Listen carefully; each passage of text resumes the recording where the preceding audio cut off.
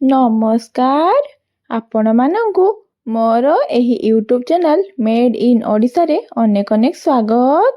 ଆପଣମାନେ ତ chilli chicken ବହୁତ ଜାଗାରେ ଖାଇଥିବେ।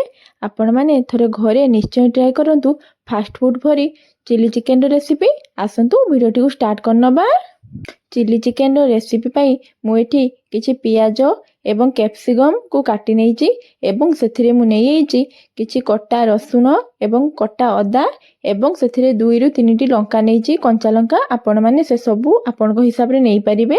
ମୁଁ ଏଇଠି ଦେଖନ୍ତୁ ସ୍କୋୟାର ସାଇଜ୍ରେ ହିଁ କାଟି ନେଇଛି ପିଆଜ ଏବଂ କ୍ୟାପ୍ସିକମ୍କୁ। ଆପଣମାନେ ବି ଠିକ୍ ଏହିପରି ଭାବେ କାଟି ନେବେ। ମୁଁ ଏଠି ଆଗରୁ ଚିକେନ୍ ପକୋଡ଼ାକୁ ଛାଣି ରଖି ନେଇଛି। ଆପଣମାନେ ଆପଣଙ୍କ ହିସାବରେ ଚିକେନ୍ ପକୋଡ଼ା ନେଇଯିବେ। ଏଠି ଆମର ଟିକେ ଲାଇନ୍ କଟି ଯାଇଥିଲା, ସେଥିପାଇଁ ଏଠି କ୍ଲିଅର ଭାବେ ଏତେ ଦେଖାଯାଉନି। ଏବେ ଦେଖନ୍ତୁ ଚିଲି ଚିକେନ୍ର ରେସିପି ପାଇଁ ମୁଁ ଏଠି କଡ଼େଇକୁ ଭଲ ଭାବେ ଗରମ କରି ସେଥିରେ ମୁଁ ତେଲ ଆଡ଼୍ କରିନେଇଛି। ତେଲକୁ ଭଲ ଭାବେ ଗରମ ହେବା ପାଇଁ ଛାଡ଼ିଦେବା। ଏବେ ଦେଖନ୍ତୁ ଆପଣମାନେ ଯେତେବେଳେ ବି ଘରେ ଚିଲି ଚିକେନ୍ ବନାନ୍ତୁ ନା କାହିଁକି, ଚିଲି ବନେଇଲା ମାତ୍ରେ ଆପଣମାନେ ସୋରିଷ ତେଲ ହିଁ ନେବେ। ଏବେ ଦେଖନ୍ତୁ ମୁଁ ଏଠି ସୋରିଷ ତେଲ ନେଇ ସୋରିଷ ତେଲକୁ ଭଲ ଭାବେ ଗରମ କରିବା ପାଇଁ ଛାଡ଼ି ଦେଇଥିଲି। ସୋରିଷ ତେଲ ଭଲ ଭାବେ ଗରମ ହୋଇଯିବା ପରେ ସେଥିରେ ମୁଁ କଟା ରସୁଣ ଏବଂ ଅଦାକୁ ପକାଇ ନେଲି। ଏବେ ସେଥିରେ ମୁଁ ଆଡ଼୍ କରିନେଉଛି କଞ୍ଚା ଲଙ୍କାକୁ ଆମେ ଯେଉଁ କାଟି ରଖିନେଇଥିଲେ। ଏବେ ସେସବୁକୁ ଭଲ ଭାବେ ଗୋଲ୍ଡେନ୍ ବ୍ରାଉନ୍ ହେବା ପର୍ଯ୍ୟନ୍ତ ଛାଡ଼ିଦେବା, ଯାହାଫଳରେ କି ଚିଲି ବନେଇଲା ବେଳେ ତା'ର ଟେଷ୍ଟ ବହୁତ ଭଲ ଆସିବ ଏବଂ ଏହି ରସୁଣ ଏବଂ ଅଦାର କଞ୍ଚା ବାସ୍ନାଟା ଜମା ବି ଆସିବନି। ପୁରା ଗୋଲ୍ଡେନ୍ ବ୍ରାଉନ୍ ହେବା ପର୍ଯ୍ୟନ୍ତ ତାକୁ ଛାଡ଼ିଦେବେ, ଯାହାଫଳରେ କି ରସୁଣ ଏବଂ ଅଦାଟି ବହୁତ ଭଲ ଭାବେ ଭାଜି ହୋଇପାରିବ।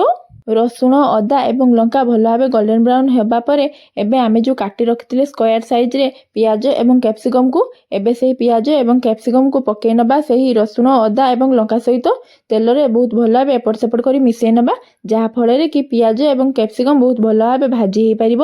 ଏବେ ଦେଖନ୍ତୁ ଏପଟ ସେପଟ କରି ଭଲ ଭାବେ ମିଶାଇ ସାରିବା ପରେ ପିଆଜ ଏବଂ କ୍ୟାପ୍ସିକମ୍କୁ ଏବେ ସେଥିରେ ମୁଁ ସ୍ୱାଦ ଅନୁସାରେ ଲୁଣ ଏବଂ ସେଥିରେ କିଛି ହଳଦୀ ଗୁଣ୍ଡ ପକାଇ ନେଉଛି। ଆପଣମାନେ ଆପଣଙ୍କ ହିସାବରେ ଲୁଣ ହଳଦୀ ପକାଇ ନେବେ।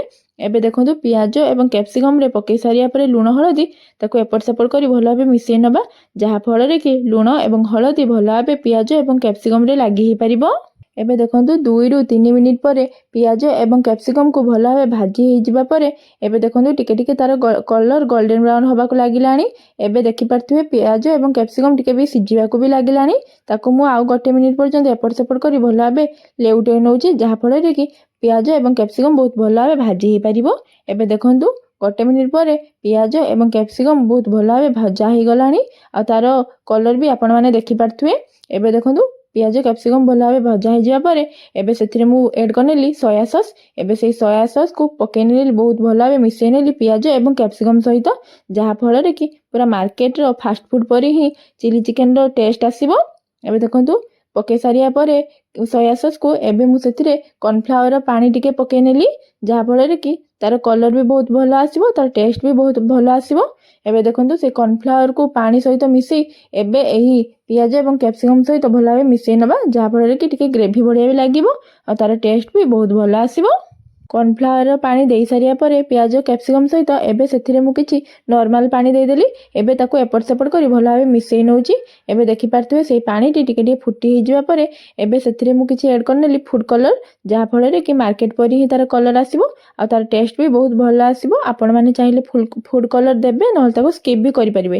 ଏବେ ଦେଖନ୍ତୁ ପିଆଜ ଏବଂ କ୍ୟାପ୍ସିକମ୍ ହୋଇଯିବା ପରେ ଆମେ ଯେଉଁ ଛାଣି ରଖିଥିଲେ ପକୋଡ଼ାକୁ, ଏବେ ସେଇ ଚିକେନ୍ ପକୋଡ଼ାକୁ ପକାଇ ନେବା ଏଇ ପିଆଜ ଏବଂ କ୍ୟାପ୍ସିକମ୍ ସହିତ, ତାପରେ ଏପଟ ସେପଟ କରି ତାକୁ ଭଲ ଭାବେ ମିଶାଇ ନେବା, ଯାହାଫଳରେ କି ବହୁତ ଭଲ ଭାବେ ପିଆଜ କ୍ୟାପ୍ସିକମ୍ ଚିକେନ୍ ପକୋଡ଼ାରେ ଚାରିଆଡ଼େ ଯାଇ ଲାଗିପାରିବ। ଚିକେନ୍ ପକୋଡ଼ାକୁ ପିଆଜ ଏବଂ କ୍ୟାପ୍ସିକମ୍ ସହିତ ଭଲ ଭାବେ ମିଶାଇ ସାରିବା ପରେ ଏବେ ସେଥିରେ ମୁଁ ଆଡ଼୍ କରିନେଉଛି କିଛି ଟମାଟୋ ସସ୍। ଆପଣମାନେ ଆପଣଙ୍କ ହିସାବରେ ସସ୍ ପକାଇ ନେବେ, ଟମାଟୋ ଚିଲି ଆପଣମାନେ 2ଟା ଯାକ ଦେଇପାରିବେ। ଏବେ ଦେଖନ୍ତୁ ମୁଁ ଖାଲି ଟମାଟୋ ହିଁ ଆଡ଼୍ କରିଛି। ଏବେ ତାକୁ ଏପଟ ସେପଟ କରି ଭଲ ଭାବେ ମିଶାଇ ନେବା, ଯାହାଫଳରେ କି ଟମାଟୋ ସସ୍ଟି ଚାରିଆଡ଼େ ଯାଇ ଚିଲିରେ ଲାଗିପାରିବ ଏବଂ ତା'ର ଟେଷ୍ଟକୁ ପୁରା 2 ଗୁଣ କରିଦେବ।